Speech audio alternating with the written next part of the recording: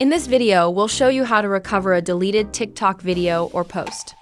If this guide is helpful, please consider liking the video and subscribing to the channel. Maybe you accidentally deleted a post or video, or perhaps you did it intentionally but now regret it. Either way, we'll walk you through how to restore it.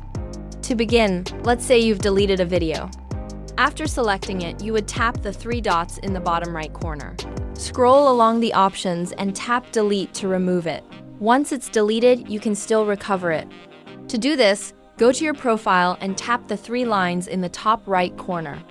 From there, select Settings and Privacy. Scroll down to the Content and Display section, then tap on Activity Center. In this section, find and select Recently Deleted. Here, you'll see a list of posts and videos deleted within the last 30 days.